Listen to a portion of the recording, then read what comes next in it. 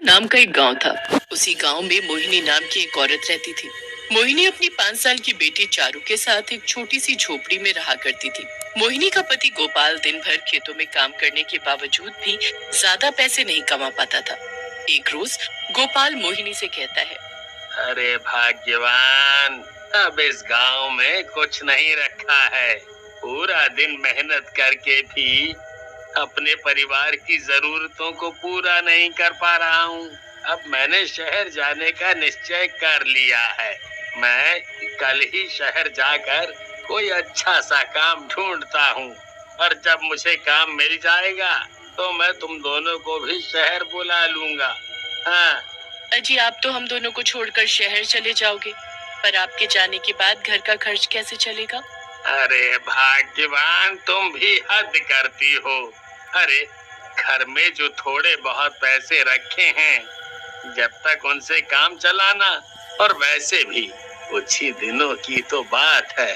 फिर तो मैं तुम दोनों को अपने साथ शहर ले ही जाऊंगा। ऐसा बोलकर गोपाल अगले ही दिन शहर चला जाता है। गोपाल को शहर गए हुए कुछ दिन बीत जाते हैं और मोहिनी के पास रखे सारे पैसे भी खत्म हो जाते हैं।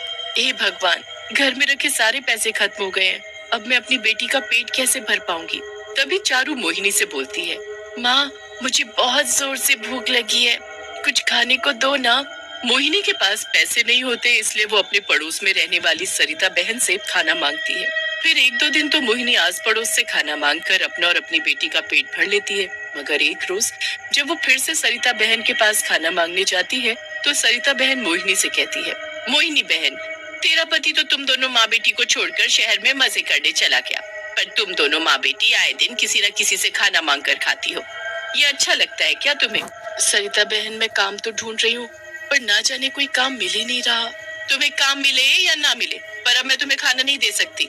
फिर मोहिनी अपनी बेटी चारू को लेकर वहाँ से चली जाती है और गांव में घूमकर अपने लिए काम तलाशने लगती है। सुबह से शाम हो जाती है, पर मोहिनी को कहीं कोई काम नहीं मिलता है। वो थक कर एक मंदिर में जाकर बैठ जाती है। माँ, सुबह से रात हो गई और आपने अभी तक मुझे खाना नहीं खिलाया। माँ, मुझे बहुत भूख लगी है, मुझे खाना खाना है। तभी चारू की नजर मंदिर में रखे लड्डुओं पर पड़ती है। लड्डुओं को देखकर चारू के मुंह में पानी आने लगता है और वो जल्दी से मंदिर में जाकर लड्डू उठाकर खाने लगती है। तभी वहाँ पंडित जी आ जाते हैं और चारू को मंदिर से लड्डू उठाकर खाता देख उन्हें बहुत गुस्सा आता है। मंदिर से लड्डू चुराते हुए तुम्हें शर्म नहीं आती है? नहीं नहीं पंडित जी, मेरी बेटी ने कोई चोरी नहीं की। पंडित जी मोहिनी की एक भी बात नहीं सुनते और शोर मचाकर गांव वालों को इकट्ठा कर लेते हैं। देखो तो जरा इन माँ बेटी को। अरे, पहले तो ये घर घर खाना मांग कर खाया करती थी, पर अब तो ये चोरी करके खाने लगी है। अरे, आज मंदिर से लड्डू चुराए हैं, क्या पता कल को पैसे भी चुराने लगे ये माँ बेटी है?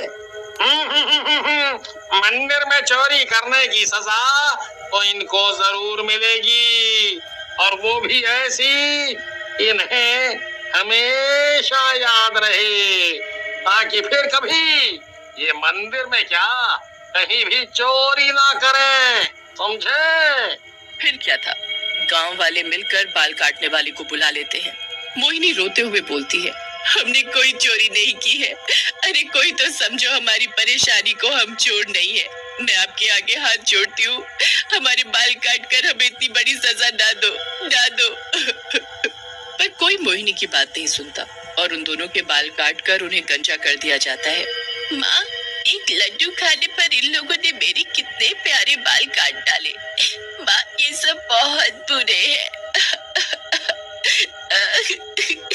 फिर सभी गांव वाले मोहिनी और चारू को गंजा देखकर जोर जोर से हंसने लगते हैं। अरे देखो तो गंगा भैया, ये दोनों तो छिले हुए अंडे के जैसी लग रही हैं। फिर इस तरह से सभी लोग उन दोनों का खूब मजाक उड़ाते हैं। चारू उन लोगों का मजाक सहन नहीं कर पाती और कुएं में जाकर कूद पड़ती है। मोहिनी भी अपनी बेटी की जान बचाने के लिए कुएं में कूद जाती है। रात काफी हो गई थी, इसलिए सभी गांव वाले अपने अपने घर चले जाते हैं। उनके जाते ही मोहिनी और चारू चुड़ैल के रूप में उस कुएं से बाहर निकलती है। इन गांव वालों को तो मैं छोड़ूंगी नहीं। आज इन गांव वालों की वजह से मैं और मेरी बेटी चारू एक चुड़ैल बन गए। इन्हें तो मैं अच्छा सबक सिखाऊंगी। फिर अगले ही दिन दोनों चुड़ैल माँ बेटी गांव में जाती हैं। माँ, वो देखो, सरिता आंटी, इन्होंने हमारे गंजे होने पर बहुत मजाक उड़ाया था। इन्हें छोड़ना मत माँ। फिर चुड़ैल मोहिनी अपने आसपास देखती है कि कहीं कोई उन दोनों को देख तो नहीं रहा। आसपास कोई नहीं है। अब देखना मेरी बेटी, मैं इसे कैसे मजा चखाती हूँ। फिर मोहिनी और चारू अपनी डरावनी शक्ल लेकर सरिता के पास जाती हैं। हाय रे दैया, ये गंजी चुड़ैल एकदम से हमरे सामने कहाँ से आ धमकी रे। मुझे गंजी बोलती है? रुक, अभी तुझे भी गंजा करती हूँ। अरे अरे अरे, ये क्या बोल दिया रे मैंने। लगता है चुड़ैल जी नाराज हो गई। अरे चुड़ैल जी, मुझे माफ कर दो।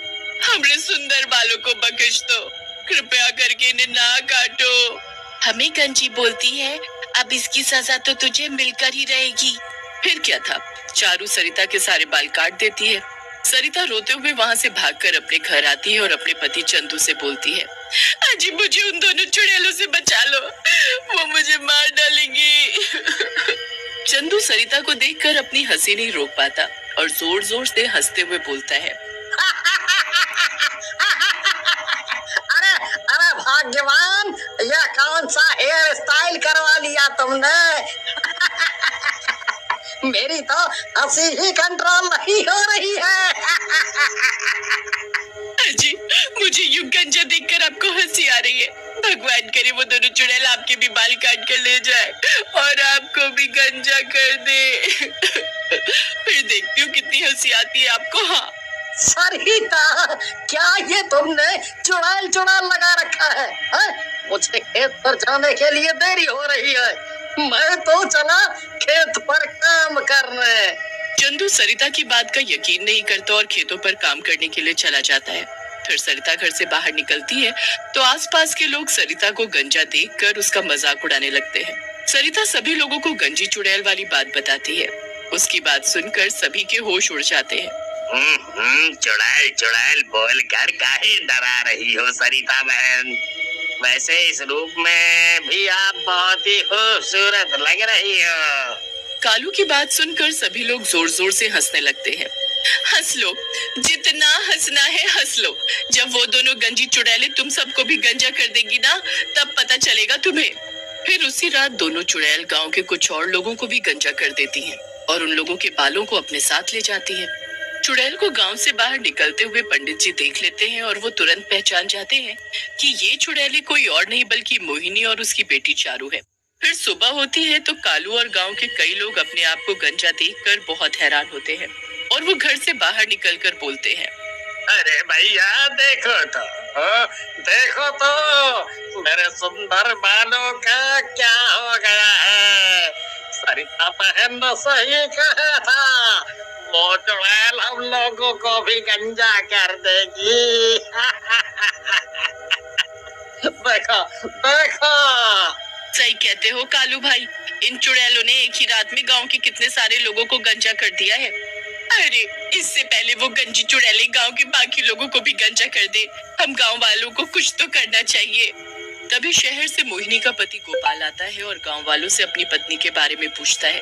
तभी वहाँ पंडित जी भी आ जाते हैं और वो गोपाल को सारी बात बताते हैं। गोपाल भागता हुआ उस कुएं के पास जाता है और जोर जोर से रोने लगता है। गोपाल कुएं के पास बैठकर रोते हुए बोलता है, मोहिनी मोहिनी, मेरी बच्ची चारू, ये सब क्या हो गया? अरे मैं तो तुम दोनों को अपने साथ ले जाने के लिए आया था।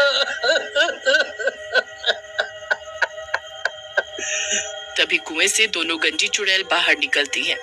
अजी, मैं और मेरी बेटी चारू तो मर गए, पर आप ऐसा मत कीजिए। हमारी मौत तो इन गांव वालों की वजह से हुई है और अब हम दोनों माँ बेटी मिलकर इन सभी गांव वालों को गंजा कर देंगी, तभी हमारी आत्मा को शांति मिलेगी। फिर पंडित जी और सभी गांव वाले दोनों चुड़ैलों से हाथ जोड़कर माफी मांगते हैं। माँ, इन सभी को अपनी गलती का एहसास हो गया है और मैं पिताजी को ऐसे रोता हुआ नहीं देख सकती। माँ इन सभी को माफ कर देते हैं। हम दोनों की आत्मा को तभी शांति मिलेगी जब इस कुएं से हमारे मृत शरीर को निकालकर इसका विधि विधान के साथ क्रियाकर्म किया जाए।